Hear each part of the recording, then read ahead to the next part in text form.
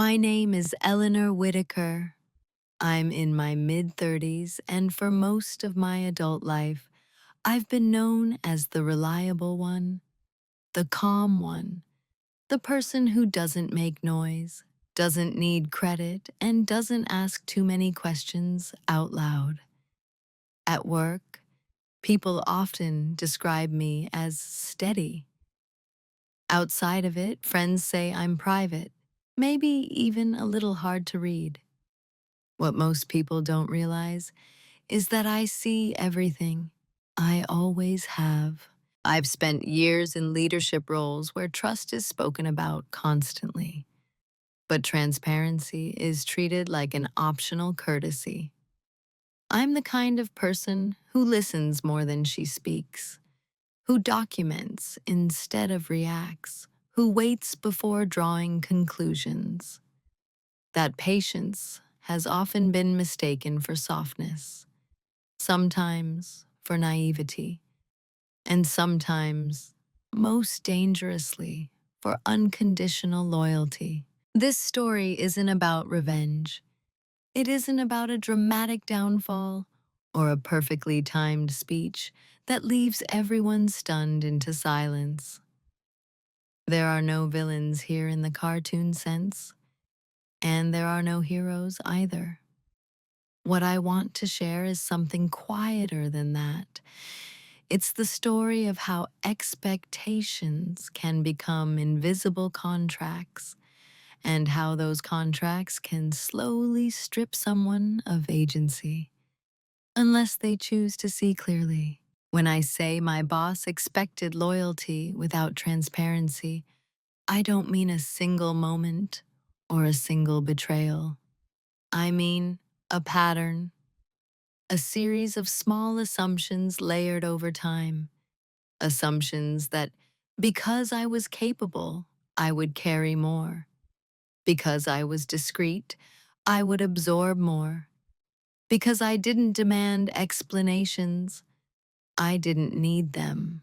For a long time, I believed that staying calm was the same as staying ethical, that being loyal would eventually be recognized as integrity.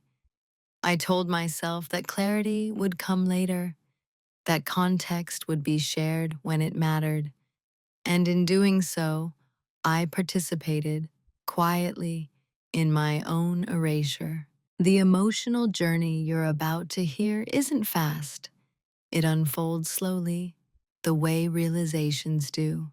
It moves from trust to confusion, from confusion to clarity, and finally to a kind of resolution that doesn't look impressive from the outside, but feels solid on the inside. There are moments when I chose silence, not because I was afraid, but because I was watching. There are moments where nothing seemed to happen at all, and yet everything was changing. I'm telling this story now not to settle scores, but to be honest about what happens when power is assumed instead of explained, and when loyalty is expected instead of earned. If you've ever been the person who held things together while being left out of the full picture, you might recognize some of yourself here. So before we go any further, let me ask you something gently and without judgment. Have you ever stayed quiet out of loyalty, only to realize later that no one had been honest with you in return? To them, I was dependable in a way that felt almost architectural, like a beam you assume will always hold because it always has. I wasn't the loudest voice in meetings or the one who filled silences just to be noticed. I was the person who followed through, the one who remembered details no one else bothered to write down, the one who could be trusted to handle the uncomfortable tasks quietly without escalation. In performance reviews, the language was always similar. Eleanor is consistent. Eleanor can be counted on. Eleanor handles complexity well. It sounded like praise, and I accepted it as such. What I didn't notice at first was what was missing. There was no mention of leadership trajectory, no curiosity about my perspective, no invitation into the rooms where decisions were framed rather than executed. I was useful. That was the role. Not ornamental, not visionary, useful. When something went wrong, I was looped in early. When something went right, I was often informed later, as if the outcome had simply emerged on its own. I didn't mind, or at least, that's what I told myself. I believed that competence spoke for itself, that integrity had a way of surfacing without being announced.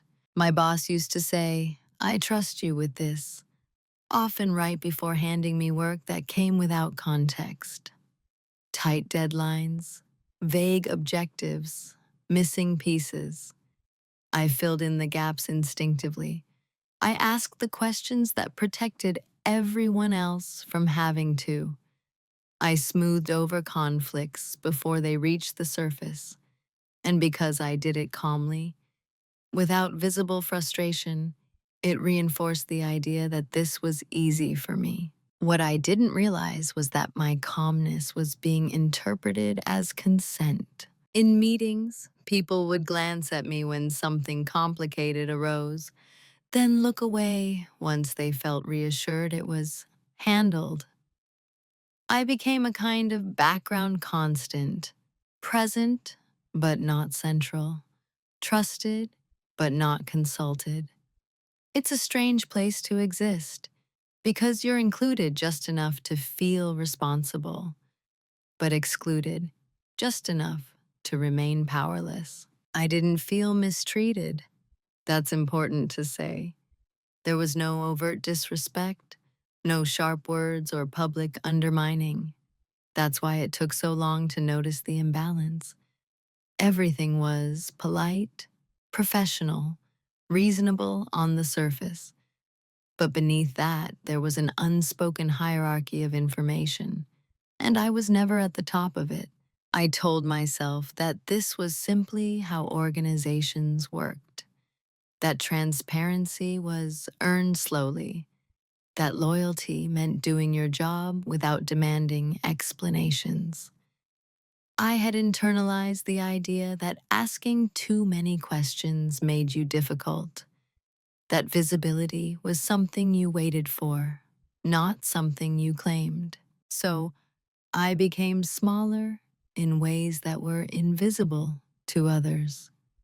I stopped offering unsolicited insights, even when I saw problems forming. I learned to phrase concerns as logistical details instead of strategic warnings. I absorbed ambiguity instead of challenging it, not because I lacked confidence, but because I believed patience was a form of professionalism. To my colleagues, I was safe, predictable, not a risk taker, not a threat, and that perception followed me everywhere. I was included when stability was needed, excluded when influence was distributed. What's difficult to explain is that none of this felt dramatic at the time. There was no moment where I thought, "I'm being underestimated." It felt more like standing slightly behind a glass wall, close enough to see everything, far enough that my presence didn't disturb the flow. And in a way, I helped build that wall myself. I rarely spoke about my long-term goals. I didn't advertise how much I understood about the inner workings of the company. I assumed that if something mattered, someone would tell me. I assumed loyalty would eventually be met with reciprocity. Looking back now, I can see how clearly defined my role was. To them, I was there to stabilize, not to shape, to support, not to steer, to hold weight, not to redistribute it. At the time, I thought I was being trusted. I didn't yet understand the difference between being trusted with responsibility and being trusted with truth. The first moment didn't announce itself as important. That's what makes it easy to dismiss in memory, even now. There was no confrontation, no raised voices, no sudden shift in how anyone treated me. It was a small omission, almost polite in its subtlety. And because it was small, everyone else missed it, including me at first. We were in the middle of a systems change, one of those slow-moving transitions that touches everything without anyone fully owning it.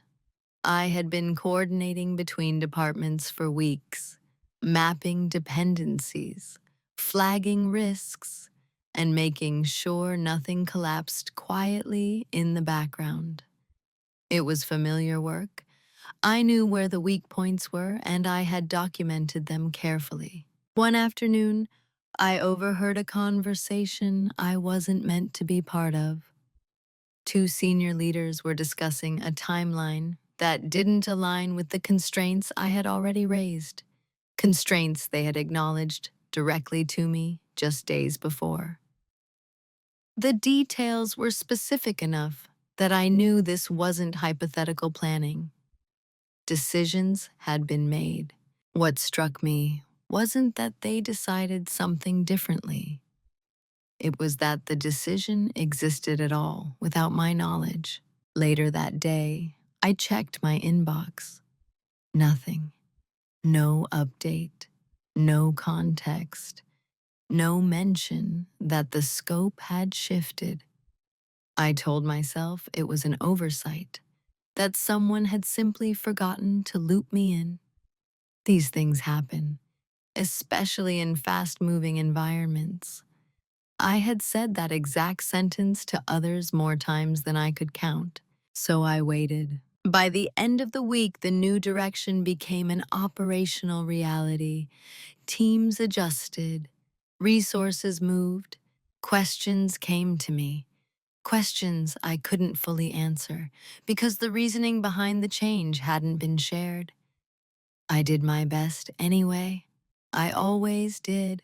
When I finally asked my boss about it, the response was calm, almost reassuring.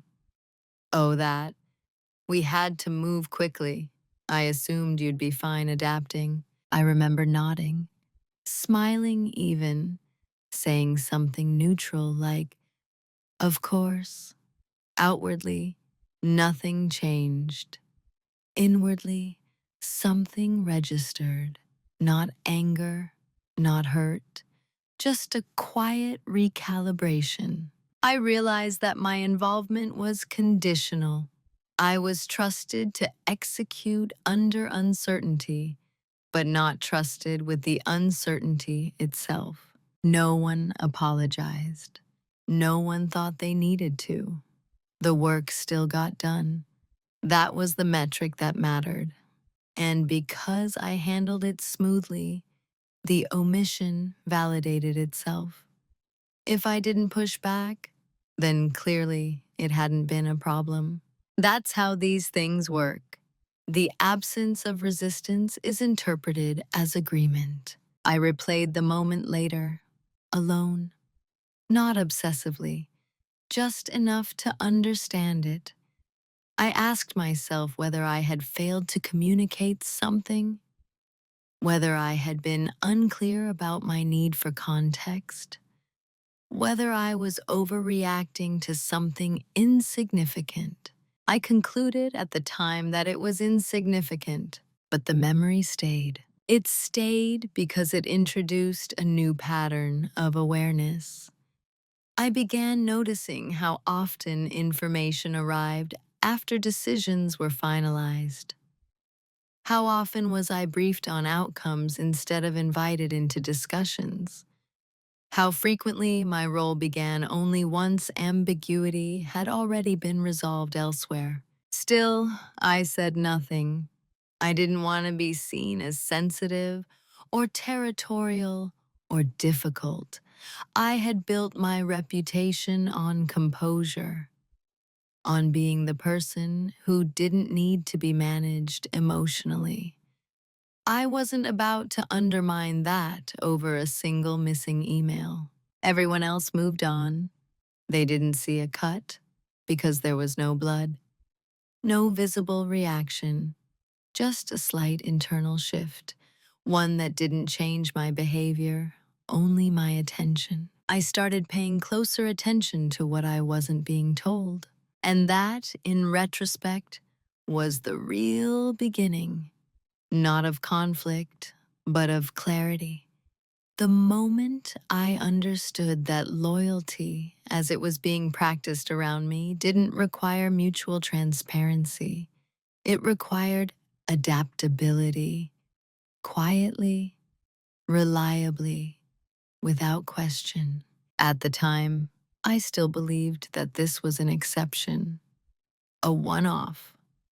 I hadn't yet understood how easily exceptions become norms when no one names them. Once you notice something, it's hard to unsee it. What changed after that first omission wasn't the behavior around me, it was my interpretation of it. The pattern had likely been there before. I just hadn't had a name for it. Now every small exclusion landed differently, not as an isolated oversight, but as part of a quiet system. It never escalated in obvious ways. There were no dramatic power plays, no public contradictions.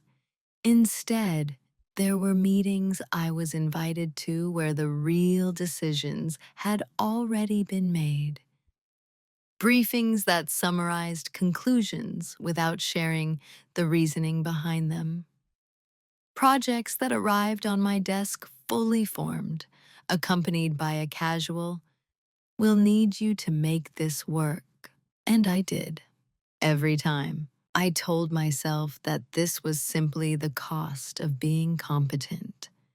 The more capable you were, the more ambiguity you absorbed on behalf of others. I framed it as service, as professionalism, as maturity.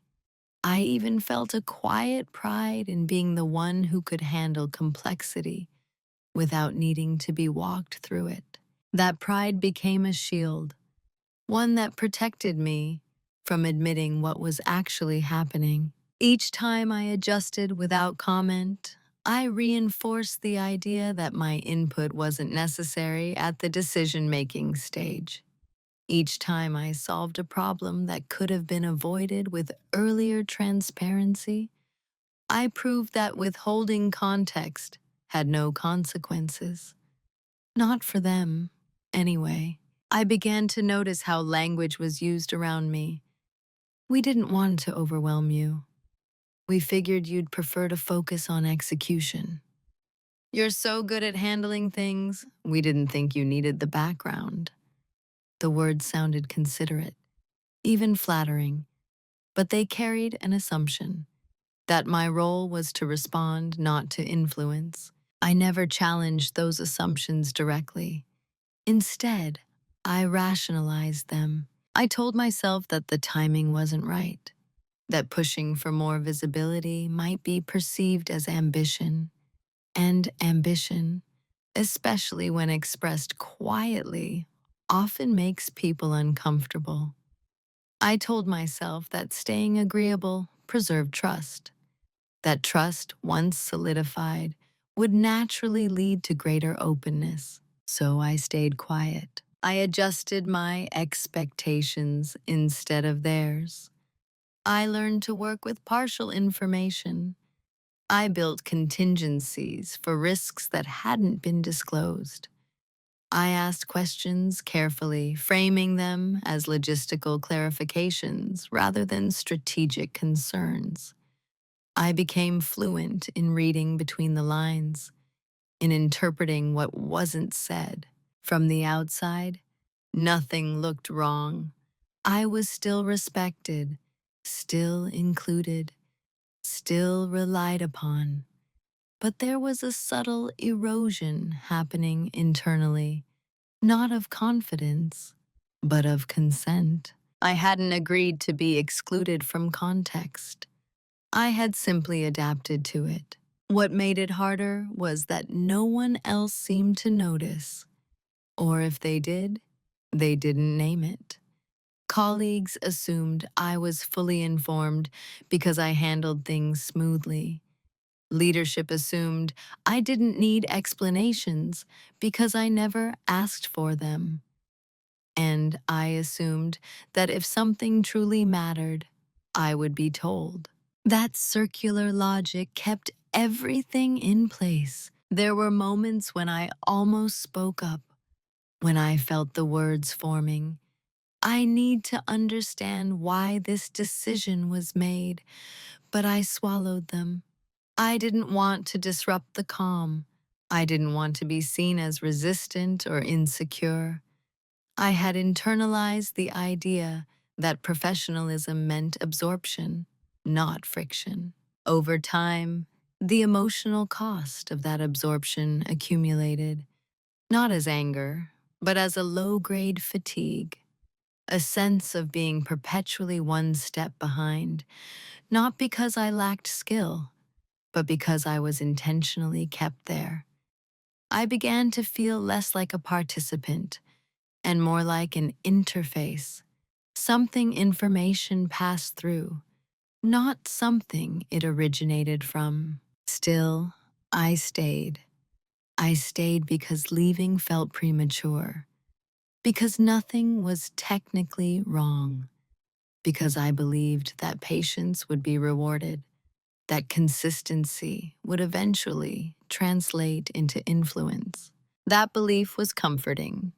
It allowed me to endure without questioning the structure that made endurance necessary. But what I was really doing was normalizing a form of disrespect that was easy to overlook, precisely because it was so quiet. There was no single incident to point to, no clear boundary crossed, just a gradual narrowing of my role, defined not by what I could do, but by what I was allowed to know. And the longer I accepted that narrowing, the more natural it seemed to everyone, including me. It would take time for me to understand that silence, once normalized, stops being neutral. It becomes a signal. And in this environment, the signal was clear. I would carry responsibility without visibility, effort without agency, loyalty without transparency. At the time, I still believed I was choosing this. I hadn't yet realized how few choices I was actually being offered. There's a moment, quiet, almost administrative, when you realize that other people have already agreed on who you are. Not because they sat down and discussed it explicitly, but because their expectations align too neatly to be accidental. That's when I began to understand the role I had been assigned. I was the stabilizer, not the strategist, not the challenger, not the person brought in when the direction was still fluid. I was the one called after decisions had been made when outcomes needed to be protected from friction. I was useful because I didn't destabilize things. I absorbed uncertainty instead of redirecting it. Once I saw that clearly, I started noticing how consistently the pattern repeated. New initiatives would surface, already shaped, already approved. My involvement would begin at the point where execution required care, diplomacy, and endurance. When ambiguity created stress elsewhere, it was routed to me, packaged as responsibility. Can you take this on? We need someone steady here. You're good at keeping things moving. None of those statements was false. That was the most disarming part. I was good at those things. but they also quietly defined the boundaries of my influence.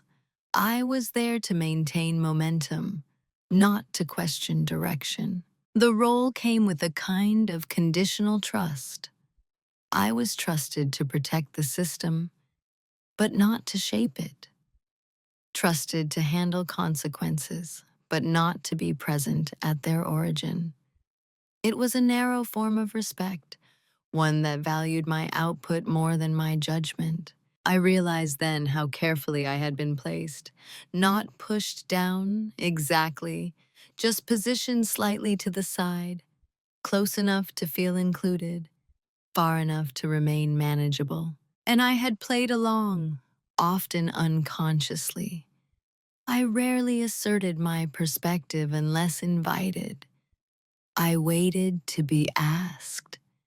I believed that deference was a form of professionalism.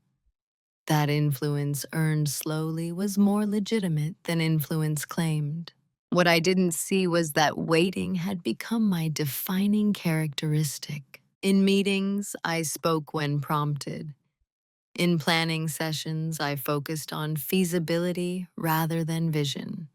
I became known for making other people's ideas work, not for generating my own. That reputation solidified over time until it felt almost fixed. When opportunities arose that required someone to challenge assumptions, my name wasn't mentioned, not because I couldn't, but because no one thought of me that way. I had been too consistent in my restraint. There's a subtle difference between being underestimated and being accurately measured within a constrained role. I wasn't invisible.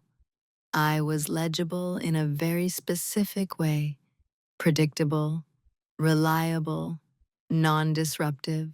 That legibility made it easy to manage. I started to see how expectations traveled faster than facts, how people spoke about me in ways that never quite matched how they spoke to me. Eleanor will handle it. She doesn't need much direction. She's fine either way. Those assumptions followed me into rooms I wasn't in, shaping decisions before I ever had a chance to weigh in, and still I didn't object. Part of me believed that this was temporary. Those roles evolved, that once I proved myself indispensable enough, the boundaries would naturally expand. I had internalized the idea that visibility was something you were granted, not something you negotiated. So I stayed inside the role. I performed it well. I protected the image others had of me because it felt safer than challenging it. There was comfort in being trusted, even if that trust was incomplete. But comfort has a cost. The more I accepted the role of the reliable executor, the harder it became to imagine myself as anything else, at least within that environment. My identity began to compress around what was expected of me. I edited myself in small ways. I learned which questions were welcome and which were quietly inconvenient. I told myself I was being strategic, that patience was a strength, that staying composed preserved optionality. In truth, I was allowing my role to be defined by absence, absence of friction, absence of demands, absence of visible ambition. And while that made me indispensable in one sense, it also made me easy to overlook in another. The realization wasn't painful, it was clarifying. I finally understood that the role I had been assigned wasn't neutral. It served the system as it was, not the person I could become. And the longer I stayed within it, the more effort it would take to step outside. That understanding didn't change my behavior immediately, but it changed how I saw every interaction that followed. The shift didn't happen during a meeting or a conflict. No one said anything new. No boundary was crossed that hadn't already been crossed before. That's what made it unmistakable. The change came not from the outside, but from the way something finally settled inside me. It was a quiet afternoon, the kind that feels almost suspended in time. Most of the office had emptied out early for a conference I wasn't attending. Another small detail I noted without reacting. I sat at my desk, going through documentation for a project that had changed direction twice without explanation. Again, as I traced the timeline backward, I realized how much of my work over the past year had been corrective, fixing misalignments, bridging gaps, translating decisions I hadn't been part of into processes I was responsible for sustaining. I wasn't building forward. I was constantly stabilizing after the fact. The thought arrived fully formed without emotion. This is not accidental. For the first time, I didn't frame the situation as a misunderstanding or a temporary phase. I saw it as a structure, a system that benefited from my silence, my adaptability, my reluctance to disrupt. And I saw how well I had been conditioned to protect that system, even at my own expense. What surprised me most was how calm I felt.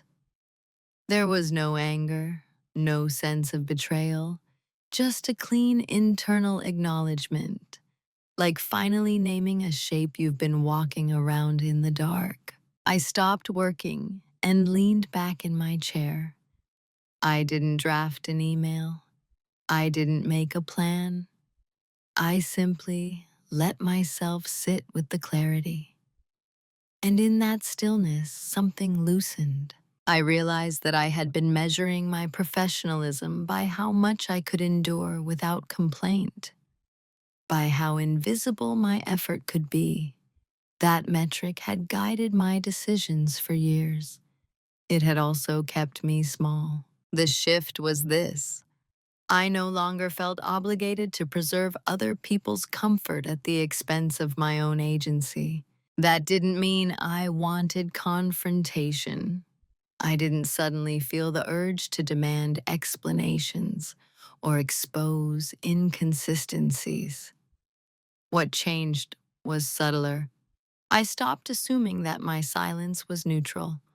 I began to see it as a choice, one I could reconsider. I thought about all the moments I had deferred, all the times I had trusted that transparency would arrive eventually. I understood then that waiting had become a habit, not a strategy. And habits, unlike values, can be changed.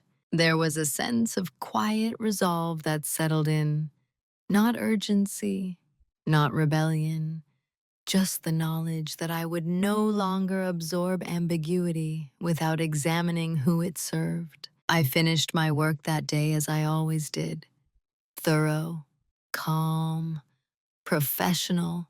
No one noticed anything different. There was nothing to notice yet. But internally, I had crossed a line I wouldn't uncross. I began to observe more deliberately, not just what was happening, but how, when information moved, who was included early, who was consulted only after. I paid attention to patterns without reacting to them. I documented timelines not just for projects, but for decisions. This wasn't preparation for retaliation. It was preparation for understanding. I also noticed a change in how I listened to my boss. Statements that once felt reassuring now sounded conditional. Praise that once felt affirming now felt like reinforcement of the role I had already identified. I didn't resent it. I simply stopped internalizing it as validation.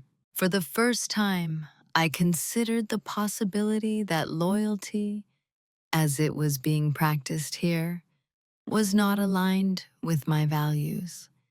That loyalty without transparency wasn't virtuous. It was convenient. That realization didn't make me cynical. It made me precise. I understood that if I wanted something different, it wouldn't come from waiting to be seen. It would come from choosing when and how to engage, from deciding what I was willing to carry and what I was not. The day ended quietly. I shut down my computer, packed my bag, and left the office the same way I always did. There was no dramatic exit, no symbolic gesture, but as I walked out, I felt something I hadn't felt in a long time. Alignment, not with the organization, not with my role, but with myself.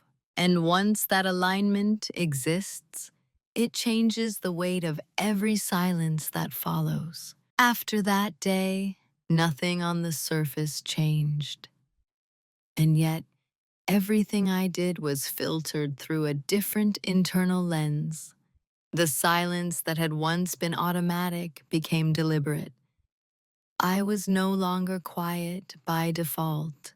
I was quiet by decision. This distinction mattered more than I expected. Before, my restraint had been driven by a desire to maintain harmony. Now, it was driven by observation. I listened not just for what was said, but for what was consistently avoided.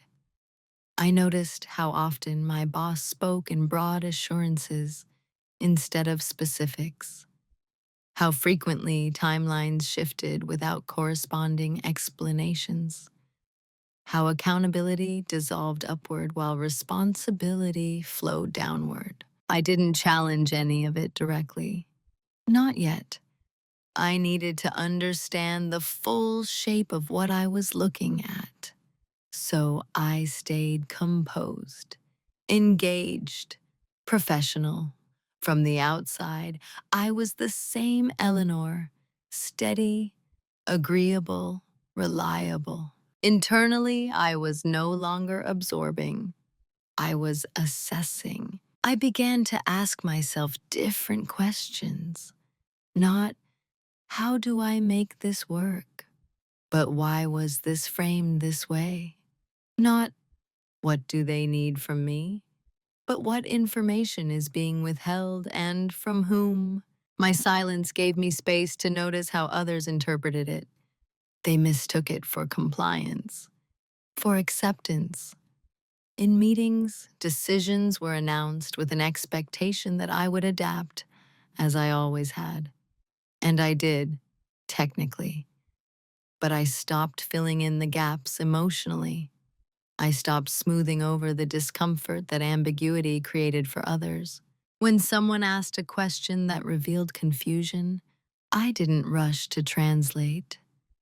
When a risk surfaced that had been created upstream, I named it plainly instead of quietly compensating for it.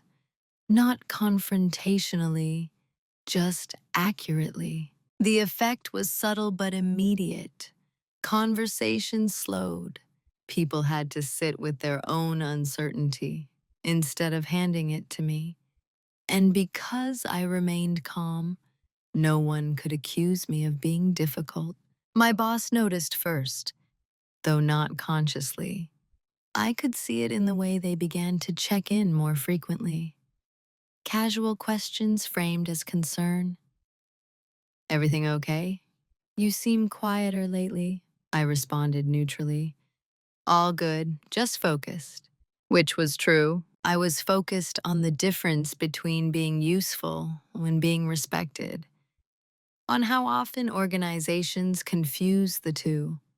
I was focused on how power operates most effectively when it doesn't announce itself. I also became more intentional about what I documented. I kept records not just of outcomes, but of inputs, of who was consulted and who wasn't, of when information arrived relative to when decisions were made. I didn't share these notes. I didn't weaponize them. I simply kept them. This wasn't about building a case, it was about building clarity.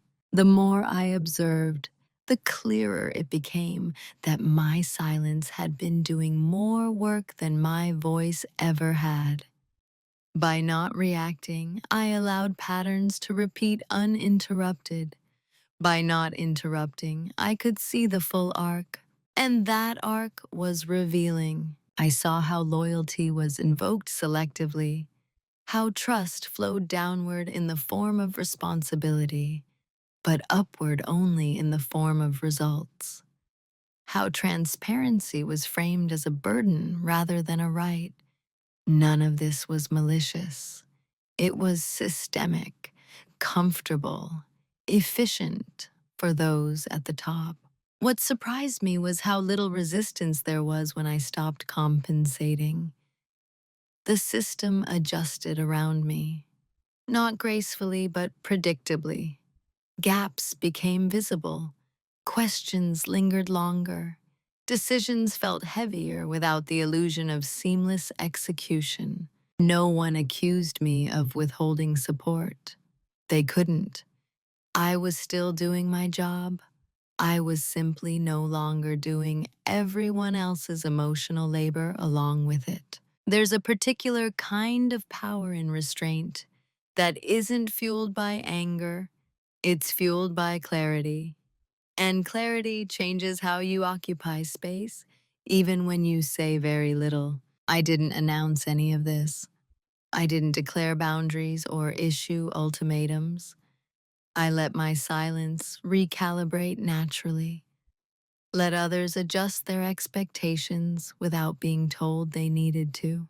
They assumed I was still loyal, and in a sense, I was, to my values. What they didn't realize was that my loyalty had shifted away from preserving comfort and toward preserving truth. That shift didn't make me louder. It made me precise. And precision in environments built on assumptions is quietly destabilizing. What they never noticed was how much time I had been given. Time is the one resource people hand you freely when they believe you are harmless, when they assume you are aligned, compliant, and predictable. My continued calmness reassured them. My lack of confrontation signaled safety, and in that safety, I was given access, not to power, but to patterns. I didn't rush anything. I didn't need to. While others moved from meeting to meeting, reacting to whatever urgency had been declared that week, I stayed focused on the connective tissue. I paid attention to how decisions traveled, how long it took for information to move from one level to another, and where it slowed down or disappeared entirely. I noticed which conversations happened off calendar, which approvals were verbal, which risks were acknowledged privately but never documented publicly. I noticed how often I was asked to just take care of it without a corresponding trail of accountability. None of this required secrecy on my part. It required attention. I began organizing my notes differently, not by project, but by sequence. I mapped decisions backward, tracing outcomes to their origins. I marked where context was lost, where responsibility shifted, and where language became deliberately vague. Over time, those sequences formed a kind of internal map, one that showed me not just what was happening, but why. I also started learning more about areas I had previously trusted others to manage: compliance, reporting obligations, internal controls. Not because I distrusted the people involved, but because I no longer believed that trust could replace understanding.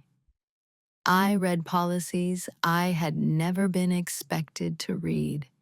I asked neutral questions framed as curiosity, not challenge. No one objected. Why would they? I wasn't threatening. I wasn't pushing an agenda. I was simply being thorough.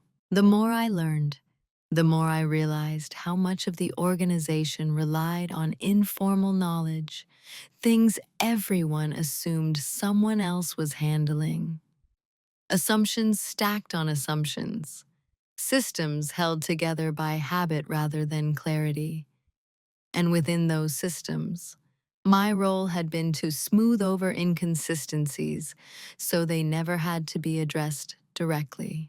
That smoothing had hidden vulnerabilities, and by stepping back from it, those vulnerabilities became visible to me, if not yet to others. I was careful not to change my demeanor. I didn't want to draw attention to the shift. I still met deadlines, still responded promptly, still offered solutions when asked. But I stopped preemptively solving problems that weren't mine to own. I let questions surface instead of intercepting them. What they mistook for continued loyalty was actually restraint. I also began to understand my own leverage, not in the dramatic sense, but in the practical one. I held continuity, institutional memory, an understanding of how things actually functioned beneath the org charts and polished presentations. I knew which processes were fragile, which relied on personal relationships rather than documented authority. I didn't exploit that knowledge. I respected it. There's a difference between hoarding information and stewarding it. I chose the latter. I made sure my understanding was accurate. I cross-checked assumptions. I verified facts quietly. I didn't jump to conclusions or construct narratives that flattered my sense of grievance. This wasn't about proving anyone wrong. It was about seeing clearly. What struck me most was how little curiosity anyone showed about what I was doing. As long as outputs continued, the inputs were irrelevant. My boss never asked what I was spending my time on, only whether things were on track. And because they were, until they weren't, no further inquiry seemed necessary. That absence of scrutiny was its own form of permission. I used that permission to position myself, not upward, but inward. I strengthened my understanding of the system until I no longer felt dependent on partial explanations. I stopped needing to be told what was happening because I could infer it accurately. And with that came a strange sense of calm. I wasn't planning an exit. I wasn't plotting exposure. I was preparing for optionality, for the ability to choose without panic when the moment came. Preparation, I learned, doesn't always look active. Sometimes it looks like patience refined into readiness. They never noticed the shift because nothing about my performance deteriorated. If anything, it became more precise, less frantic, more contained. The absence of visible struggle reassured them that everything was fine. But beneath that surface, I was no longer improvising. I was positioning, not against anyone, but for myself. And once you reach that point, once you stop being reactive and start being deliberate, the balance quietly changes. Power doesn't announce its arrival. It accumulates, invisibly, patiently. By the time they would eventually sense something was different, the groundwork would already be laid. Not through confrontation, but through understanding. And understanding, unlike loyalty, doesn't require permission. The reveal wasn't dramatic.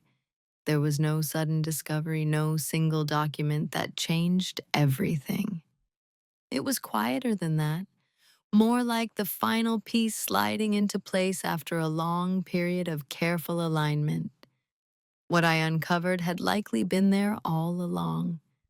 I just hadn't been in a position to see it clearly before. It began with a routine review, a process I had overseen in fragments but never end to end.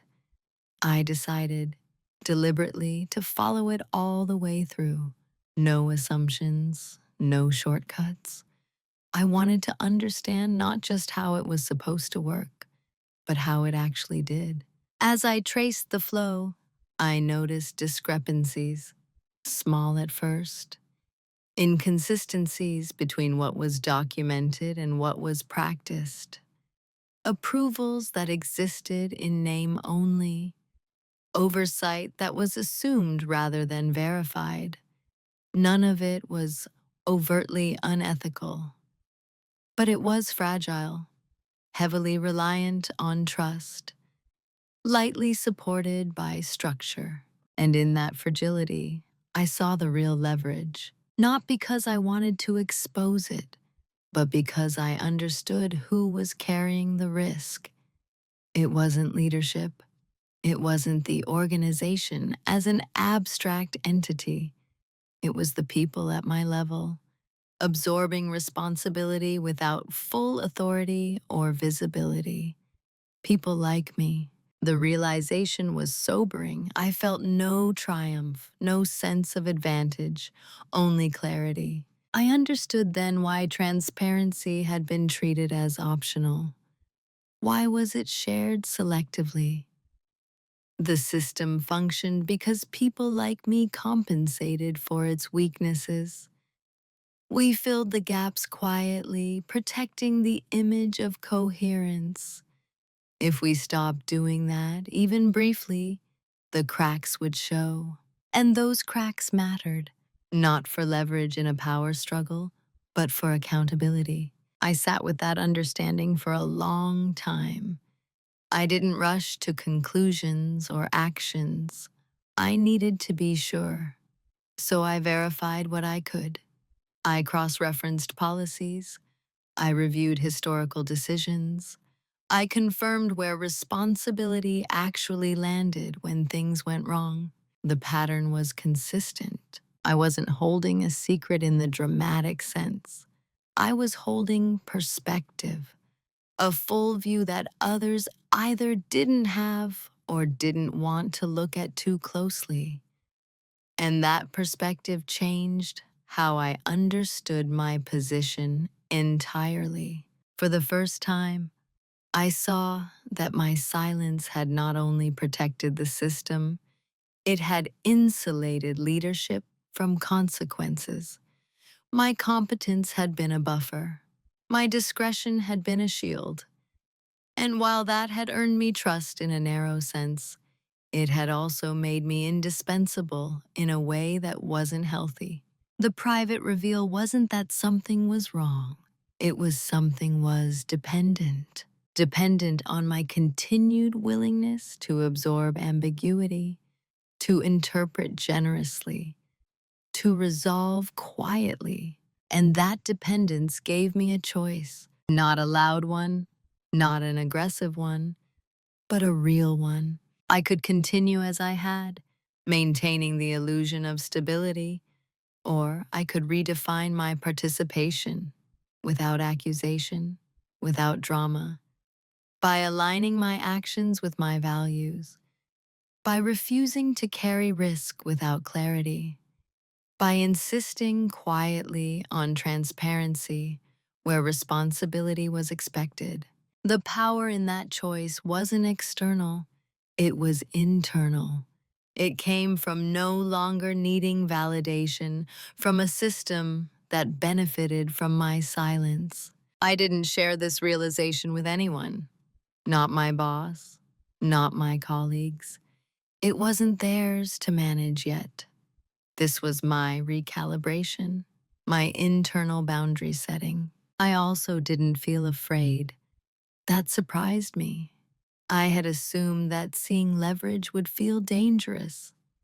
Instead, it felt grounding, like finally understanding the terrain I had been navigating blind.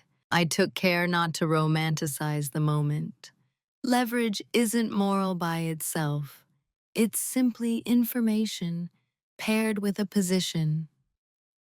What matters is how you choose to use it or whether you use it at all. For me, the reveal clarified one thing above all else.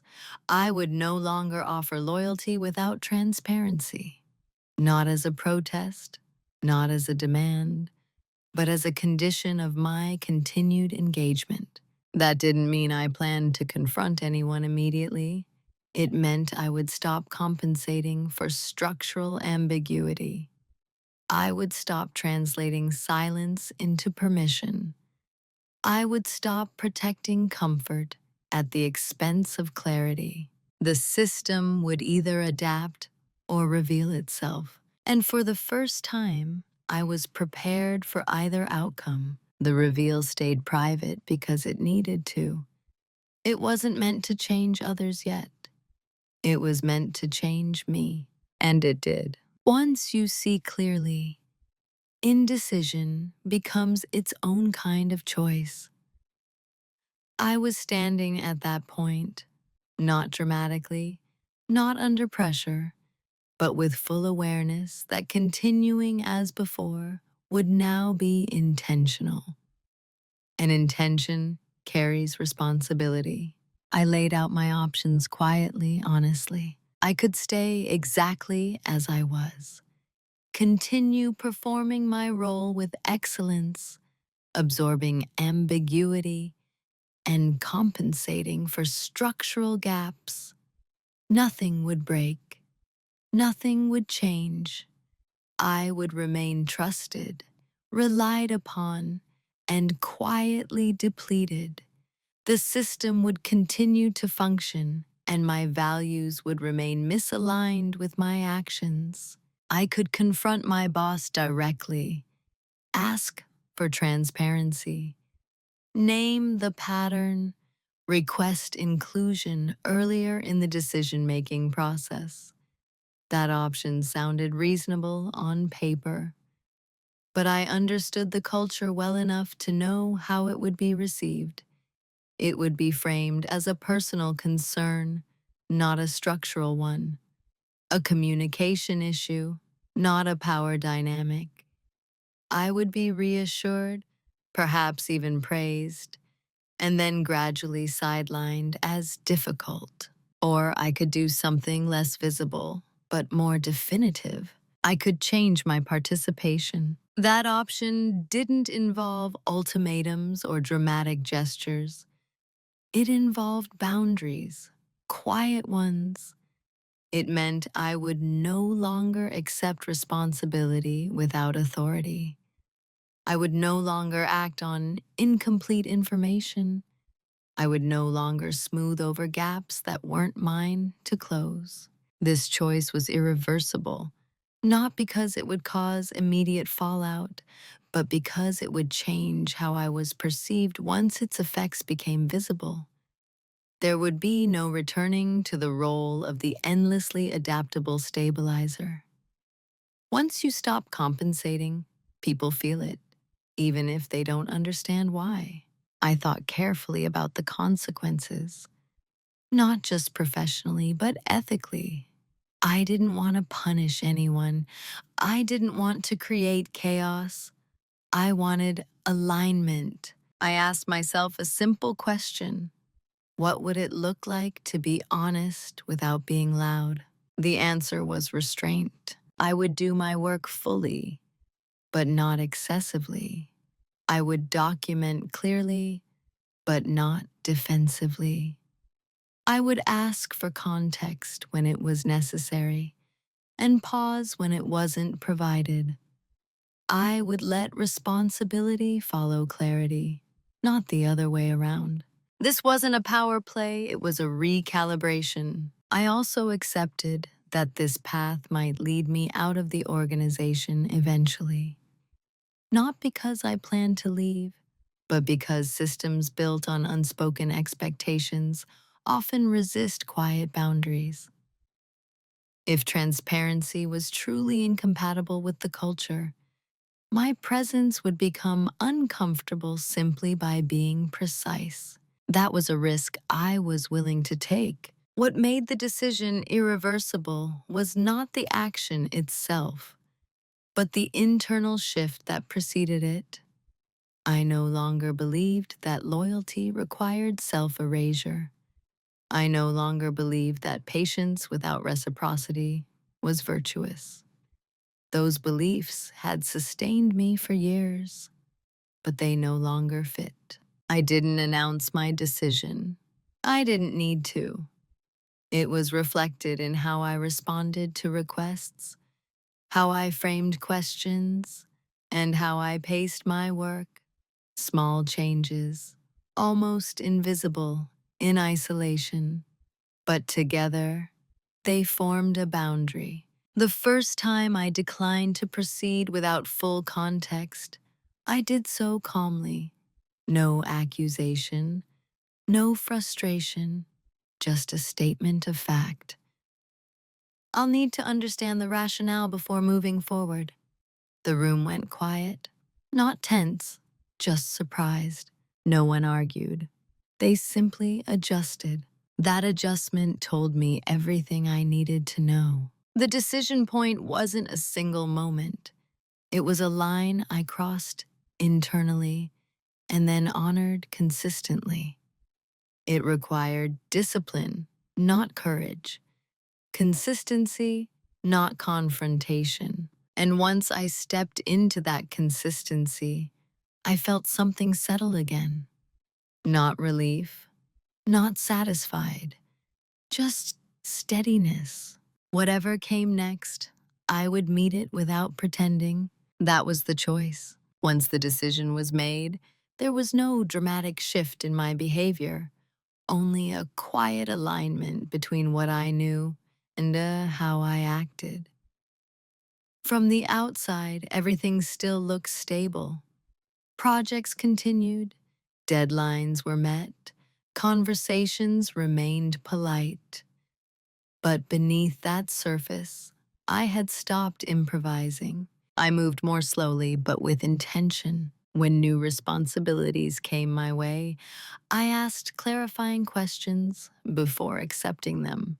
Not challenging ones, grounded ones. Questions about scope, authority, and decision ownership. If answers were vague, I paused. Not indefinitely, just long enough for the ambiguity to become visible to someone else. That pause did more than any argument ever could. I stopped anticipating needs that hadn't been articulated. I stopped translating confusion into solutions automatically. When someone handed me a problem shaped by decisions I hadn't been part of, I returned it gently, asking for the missing context instead of silently reconstructing it myself. No one accused me of disengaging. They couldn't. I was still present, still responsive, still professional. I had simply stopped performing emotional labor in advance. I also became meticulous about documentation. Not excessive, just accurate. Decisions were recorded with names, dates, and rationales when available, and noted as pending clarification when they weren't. This wasn't defensive. It was factual. That factual tone changed the texture of interactions. Meetings became more careful. People began choosing their words with more precision, not because they feared me, but because ambiguity now had weight. It couldn't be handed off without acknowledgement. My boss began looping me in earlier on certain discussions. Not all of them, just the ones where the cost of exclusion had become slightly inconvenient. I noticed this without comment. I didn't reward it with enthusiasm or punish it with coldness.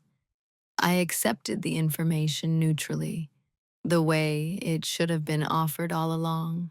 What struck me was how quickly the system adapted when it had to. The silence I maintained wasn't passive, it was structured.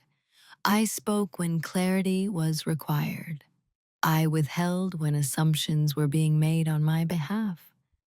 I let consequences surface naturally instead of intercepting them. And still, no one noticed anything wrong. That's the nature of quiet movement. It doesn't trigger alarms. It doesn't demand attention. It simply shifts weight. I also took practical steps outside of daily work.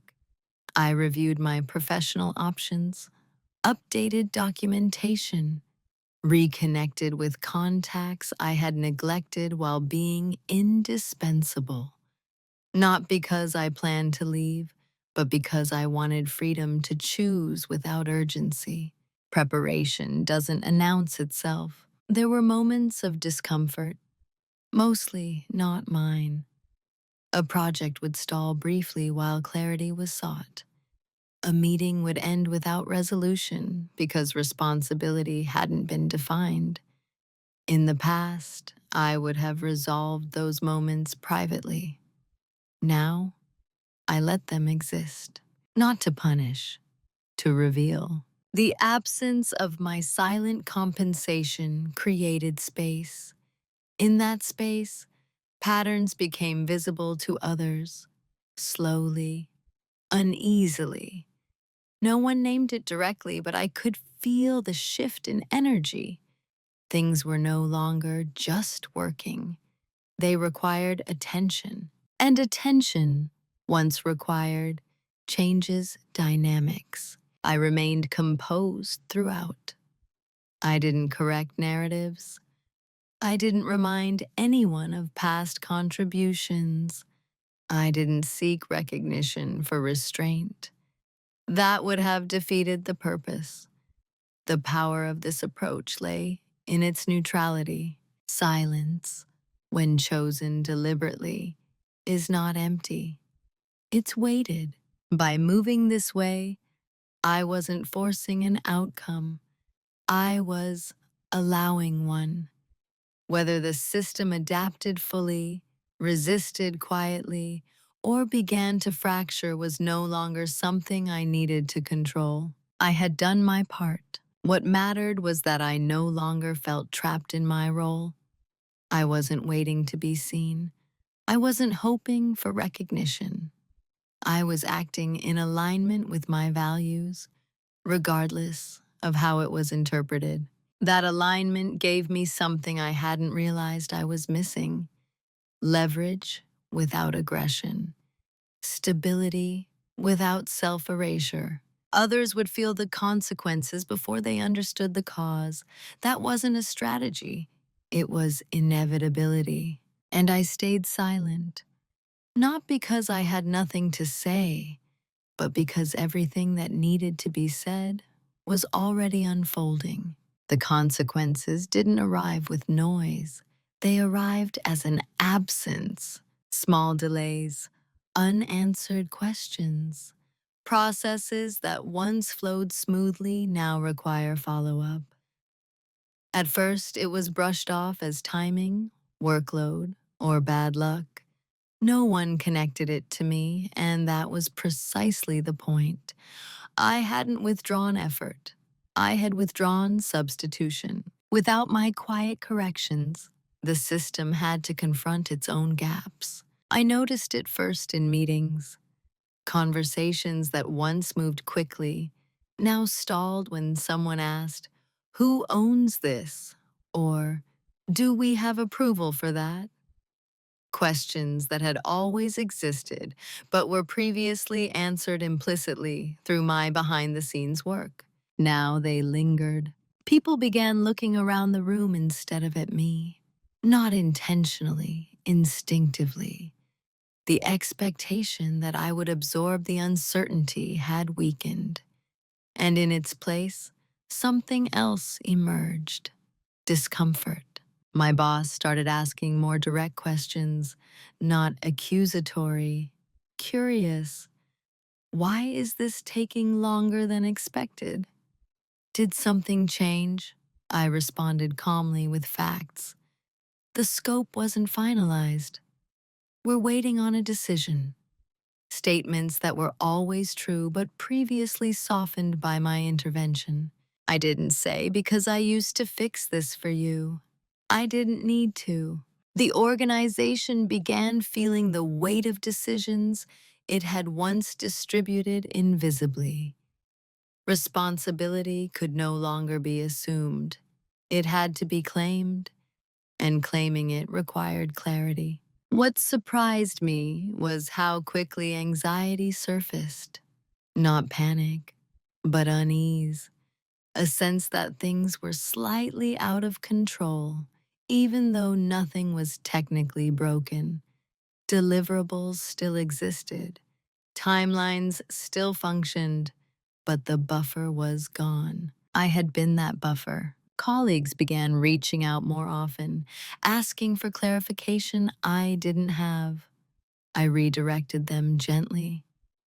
That decision was made upstream. You might want to check with leadership. Again, neutral, accurate, unemotional. Some of them were confused. A few were frustrated. None were angry at me. I hadn't changed enough to warrant that. I had simply stopped being invisible. The most telling moment came when someone said, almost casually, "Things feel harder lately." Not directed at me, just stated. I nodded. Yes, I said, they do. That was all. The consequences weren't punishment. They were exposed. Exposure of how much effort had been quietly compensating for a lack of transparency. Exposure of how dependent the system had become on unspoken loyalty. My boss began requesting more frequent updates, more detail, more foresight. I provided what I could, within the boundaries I had set. When I didn't have answers, I said so. That honesty, once rare, felt unsettling to others, but it was also contagious. Slowly, others began naming uncertainty too, admitting when context was missing, asking questions earlier. The culture shifted, not dramatically, but perceptibly. There was less assumption, more articulation. Not everyone welcomed that. Some people missed the ease of the old way, the way things just worked. They didn't resent me. They resented the loss of comfort.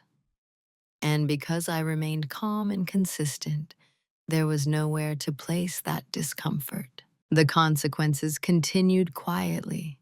Projects required more meetings. Decisions took longer. Accountability became visible instead of diffuse. None of this was catastrophic, but it was inconvenient. And inconvenience has a way of attracting attention. Still, no one confronted me directly. There was nothing to confront. I had followed every process, met every expectation. The difference was simply that I no longer filled the gaps silently. I felt a steady sense of calm throughout it all. Not satisfaction, just alignment. I wasn't watching others struggle with pleasure. I was watching a system adjust to reality. And reality, once revealed, is hard to ignore. The consequences had begun, not because I acted against anyone, but because I stopped acting for everyone. That distinction mattered. What came next would test whether transparency was truly valued or only appreciated when it was convenient. By the time the discomfort reached leadership in a form they couldn't dismiss, the conditions that had created it were already exposed. That's the thing about quiet shifts. You don't notice them until reversal is no longer possible. The first attempts to fix things were procedural: new check ins, additional meetings, requests for alignment. None of them addressed the underlying issue because the underlying issue had never been formally acknowledged. It lived in assumptions, not policies. My boss began looping me into more conversations again, this time with a different tone, less casual, more deliberate. Context was offered more often, but it came late, after the system had already felt the strain.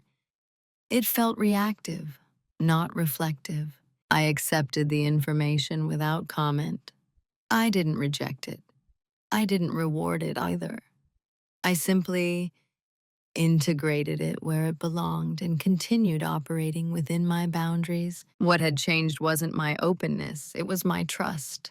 There was an unspoken urgency in the air, a sense that something needed to be restored. That ease, once taken for granted, was missing. But ease can't be reinstated by decree. It exists only when structures support it. I could see the effort leadership was making. It wasn't insincere, but it was also incomplete. Transparency was being offered as a corrective, not as a principle. And that distinction matters. At one point, my boss said something that crystallized everything. We may not have communicated perfectly before, but we're all on the same team. The statement was meant to reassure. Instead, it clarified the gap. Being on the same team had never been the issue. Being given the same information had. I didn't argue. I didn't correct them. I let the statement sit. Silence, again, did the work. By then, it was too late to return to the old dynamic, not because I refused, but because I couldn't unknow what I now understood. I had seen how easily transparency was sacrificed for speed, how loyalty was assumed rather than earned, how my silence had been interpreted as agreement. Even if leadership had suddenly become fully open, the trust required to make that openness meaningful had already been eroded. I noticed something else too. The panic wasn't about me. It was about the system, about the realization that stability had been outsourced to individuals rather than built into processes. That realization is unsettling, especially for those who benefit from the illusion of control. There were attempts to reassign responsibilities, to redistribute workload, to support me more. I accepted support when it was real. I declined it when it was performative, always politely, always calmly. The effort to fix things came too late because it focused on restoring function, not examining the cause. And without examining the cause, any fix is temporary. I felt no triumph in this, only a quiet sadness, not for myself, but for the missed opportunity. If transparency had been offered earlier, consistently without prompting, the shift might never have been necessary. But systems rarely change until they're uncomfortable. My role, by then, was no longer flexible enough to absorb the discomfort on their behalf. I had moved beyond that version of myself. Not angrily, not definitely, just honestly. There was a moment when my boss asked, "What do you need to feel supported?" The question came late, but it was genuine. I answered truthfully, clarity before responsibility. They nodded, took notes, agreed, and yet something remained unresolved. Because clarity offered under pressure is not the same as clarity offered as respect. One is a reaction, the other is a value. I could feel the gap between intention and structure, and I knew, without resentment, that it wasn't mine to bridge anymore.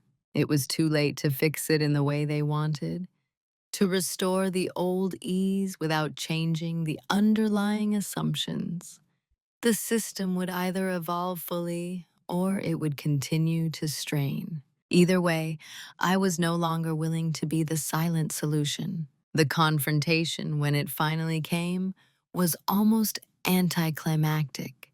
No raised voices, no dramatic reveals, just a closed door, two chairs, and a conversation that had been waiting quietly for months. My boss asked me to meet privately. The tone was careful, measured, not defensive, curious. That alone told me how much had shifted. I wasn't being managed anymore. I was being asked. We sat across from each other, and for a moment, neither of us spoke. There was no urgency in the silence. It felt settled, intentional. "I've noticed you've been more reserved lately," they said. Not accusing, observing. I want to understand why. I didn't rush to answer. I chose my words with the same care I'd used throughout the entire process. "I haven't been reserved," I said calmly. "I've been precise." That distinction landed. I could see it register, not as offense, but as information. I explained without narrative or emotion. I didn't recount every omission or justify every boundary.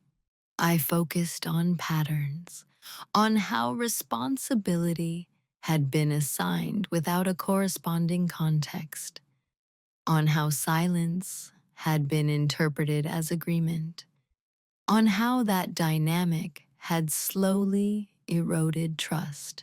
I realized I was being asked for loyalty without transparency, I said, and I'm not willing to operate that way anymore. There was no accusation in my voice, no demand, just a statement of values. My boss listened, truly listened. They didn't interrupt or deflect. When they spoke, it was reflective, not reactive. They acknowledged gaps, admitted assumptions, expressed surprise at how much I had been carrying without visibility. I believed their sincerity. That wasn't the issue. The issue was timing. We talked about expectations, about roles, about what transparency should look like in practice, not just in theory. It was the most honest conversation we had ever had. And yet, I knew, quietly, clearly, that it came too late to restore what had existed before. Not because the conversation was insufficient, but because my internal alignment had shifted beyond negotiation. I said this gently. "I appreciate the conversation. I really do, but I need to be clear about how I work going forward. I won't take on responsibility without full context, and I won't fill gaps that I didn't create." There was no pushback, just a pause, a recalibration. The confrontation didn't end in resolution. It ended in understanding. We didn't agree on everything, but we no longer misunderstood each other. That mattered. As I left the room, I felt no rush of adrenaline, no sense of victory, just a quiet steadiness, the kind that comes from speaking truth without heat. That conversation didn't fix the system. It didn't undo the past, but it did something more important. It clarified the future. I no longer needed to prove anything. I no longer needed to wait for permission. I had named my boundary, and it had been heard. Whatever came next would be shaped by that clarity. And for the first time, that was enough. I didn't walk out of that conversation feeling lighter in the way people often describe after standing up for themselves. There was no release, no rush. What I felt instead was grounded, as if something that had been misaligned for a long time had finally settled into place. Who I am now isn't defined by opposition to what happened. It's defined by clarity. I'm still calm, still observant, still deliberating, but I'm no longer shaped by the need to be endlessly adaptable. I no longer confuse endurance with integrity. The difference is subtle on the outside, but internally it's decisive. At work, I occupy space differently. I speak when context matters. I pause when it doesn't exist. I no longer rush to reassure others when uncertainty makes them uncomfortable. That discomfort is not a failure. It's information. I've noticed that people respond to me differently now, not with fear or resentment, but with a kind of attentiveness that wasn't there before. They listen more closely. They choose their words more carefully, not because I'm louder, but because I'm clearer. I don't take pride in being indispensable anymore. That identity was too costly. Instead, I value being aligned with my work, with my values, with my limits. Some relationships at work have softened, others have grown more distant.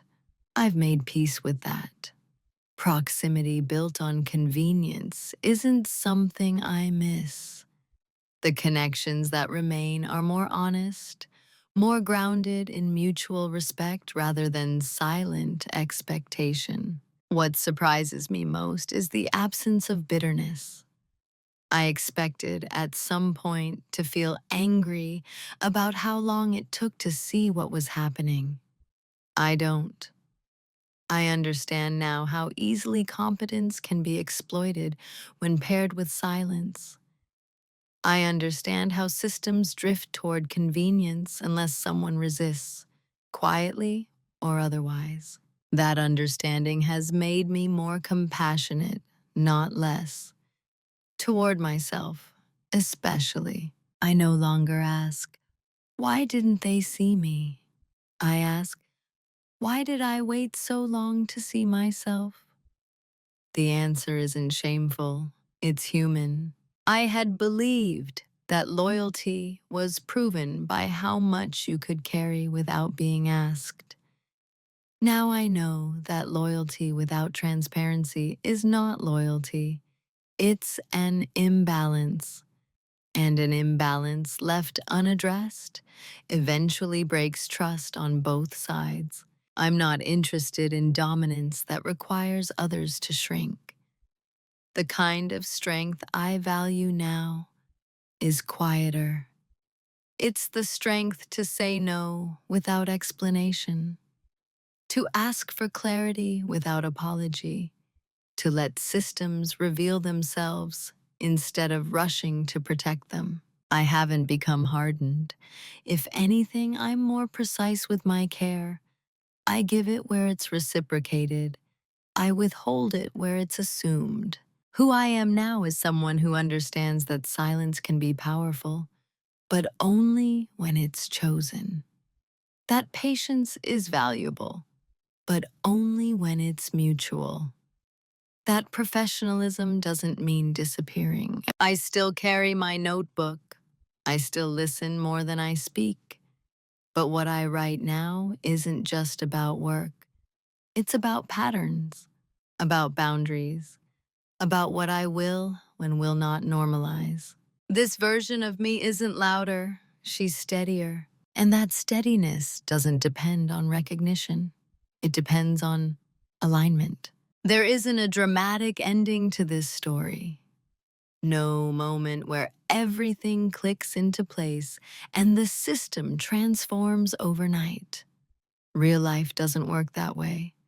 What there is instead is something quieter, and I've learned more durable: clarity. What stayed with me after everything settled wasn't the memory of being overlooked or even the slow realization of how loyalty had been misused.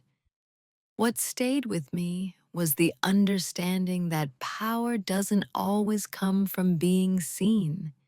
Sometimes it comes from seeing clearly and then acting in alignment with what you see. For a long time, I believed that being good meant being flexible, that being professional meant being agreeable, that being loyal meant accepting ambiguity without protest.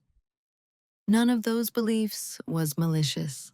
They were inherited, reinforced, rewarded in subtle ways, but they came with a cost. The cost was the agency.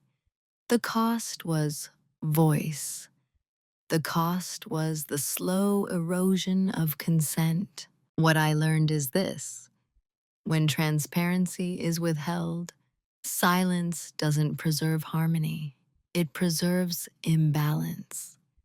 And when that imbalance is normalized, it becomes invisible not just to others, but to you. The shift didn't require confrontation. It didn't require exposure or retaliation. It required something much harder: restraint paired with honesty, the discipline to stop compensating, the courage to let systems feel their own weight, the patience to allow consequences to surface without rushing to soften them. Quiet dominance, I've realized, isn't about control. It's about refusal. The refusal to carry what isn't yours. The refusal to confuse loyalty with self-erasure. The refusal to protect structures that depend on your silence to function. There's a strange peace that comes with that refusal. Not because everything becomes easier, but because it becomes clearer. You stop negotiating with yourself. You stop explaining what should already be understood. You stop waiting for permission to exist fully in the roles you inhabit. If there's a moral here, it's not stand up and be heard. That advice is too simple, too loud. The real lesson is more nuanced. Pay attention to what your silence is doing, not what it avoids, but what it enables. Silence can be wisdom. It can be a strategy, but it can also be a habit that others quietly benefit from. The difference lies in whether it's chosen or assumed. Today, I still value loyalty deeply, but only when it's mutual, only when it's supported by truth, only when transparency isn't something you have to earn by overperforming. If this story resonated with you, it might be because you've lived a version of it yourself. Maybe you've been the reliable one, the calm one, the person who made things work while being left out of the full picture. Maybe you're still there now, telling yourself it's temporary. So I'll end with this, not as advice, but as an invitation to reflect. Have you ever realized that your silence was holding more power than your voice? And if so, what would change if you chose it differently? I'd genuinely like to hear your thoughts in the comments. Video hữu ích, hãy ấn like và đăng ký kênh để ủng hộ mình nhé. Chúng ta sẽ gặp nhau ở những video tiếp theo. Bye bye.